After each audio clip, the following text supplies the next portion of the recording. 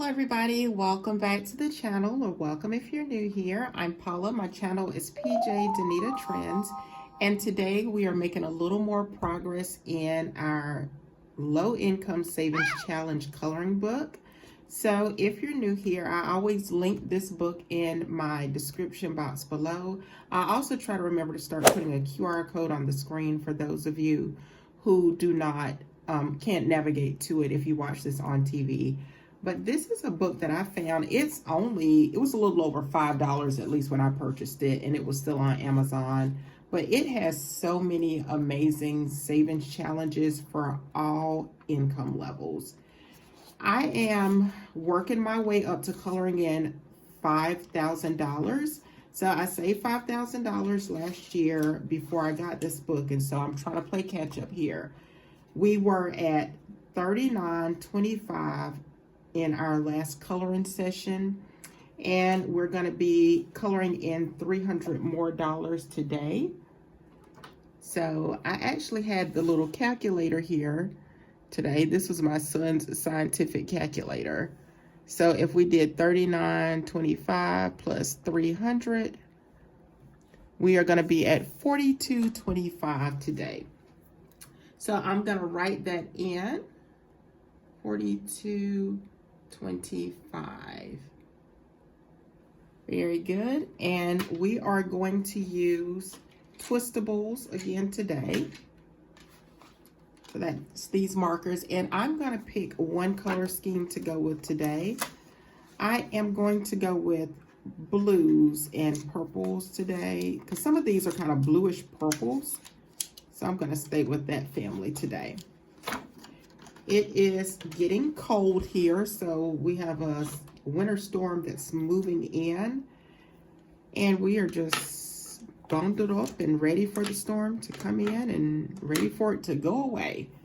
So I hope y'all are having an amazing day. My day has been pretty good so far. We're going to start here. I like starting in the middle with my coloring, and we're going to start with this 6. So this is just, it's obviously winter, so this is just a cozy color with me.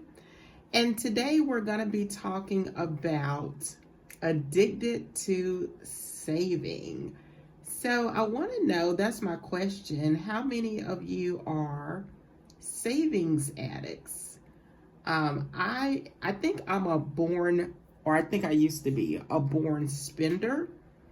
And as I've gotten older, I think I became a saver. I like to think so. But I noticed at the end of last year, for those of you who don't know, I saved the majority of the money when I was trying to work towards this $5,000 savings goal for one particular account. I saved the majority of the money between November and December. So I had already had some money in that account, but I really kick things into high gear in a short amount of time. And of course, as we were approaching Christmas and celebrations, that's probably not the best time to do a savings challenge, but I was just so motivated and determined to kick things up. I decided to forego certain things, like literally leaving my house. If I didn't have to, if I could consolidate trips, I would do that. And the more that I started thinking about this, I just started having the thought of, can you be addicted to savings? Because the thing about it is, it does give you a natural high as you see that dollar amount go up. Now, if you'll notice, I don't have cash in my videos because I'm a person, I save online. I just transfer money. I'm changing colors now. I transfer money from one account to another. But just seeing those numbers go up on the screen was just so satisfying to me. And so as I watch other savings challenge videos, I like watching other people save. I like saving. I know we've gamified savings. I like the cozy coloring in the wintertime with the savings.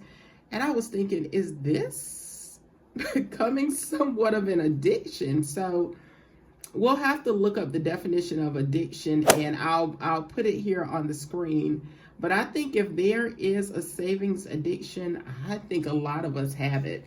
Now, for some people, I think becoming a savings addict may stem from childhood. If you grew up with not having a whole lot, and then once you're finally able to work, like if you get that first job, whether you're in high school or you're in college, or you just go straight to work out of high school, and you start to get your own money, your own earned income, there's something very satisfying about that. And if you grew up either impoverished or not having a whole lot, that's something that you never want to return to.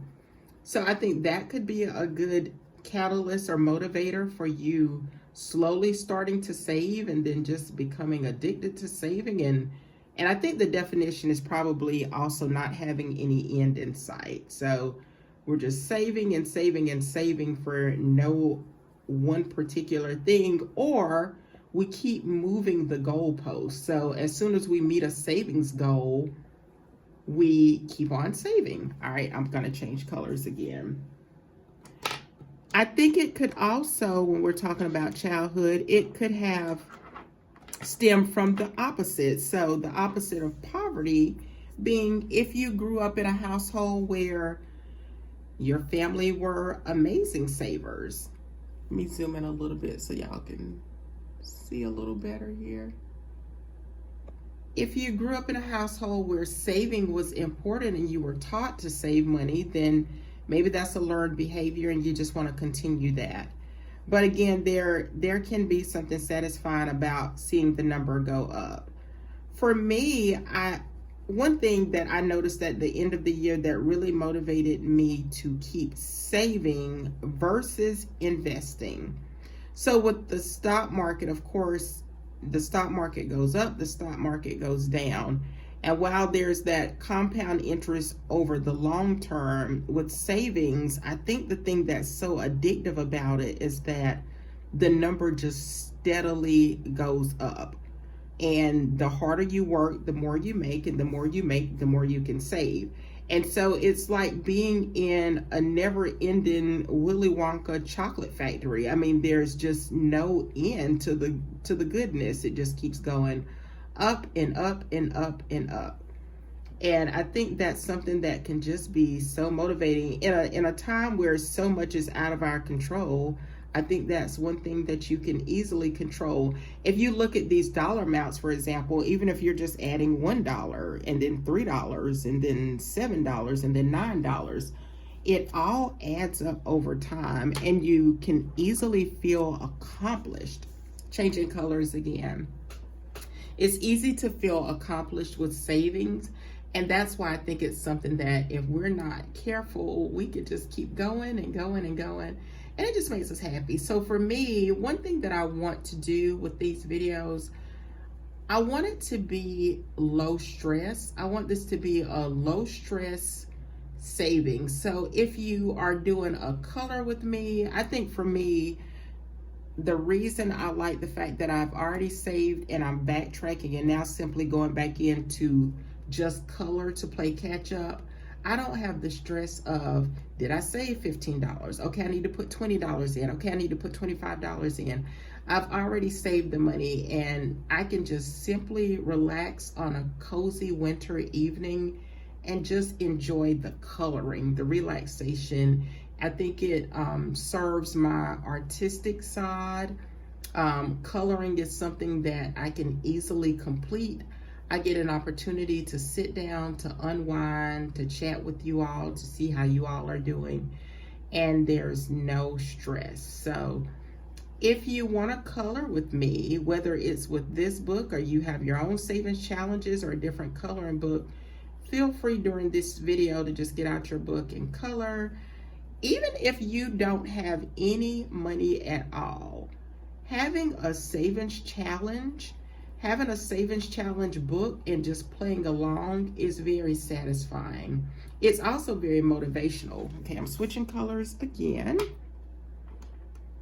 And like I said, it's low stress, and it can also be a manifestation. It can serve as, okay, well, even if you don't have the extra money right now, what if you just got the book and you colored along? Or what if you got a savings challenge and you just played along?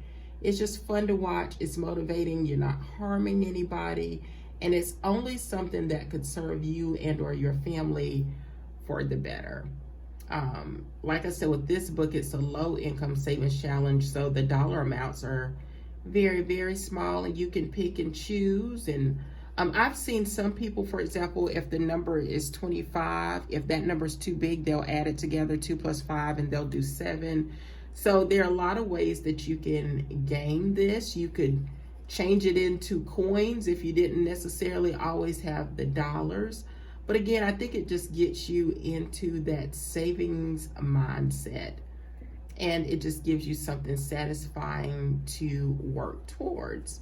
Like I said, it also takes the stress out, because that's the other thing. I think when I was saving towards the end of last year, if I'm being completely honest, there were some moments where it was getting a little stressful. Like if I would save and I had $4,008, the fact that it wasn't a round number would bother me.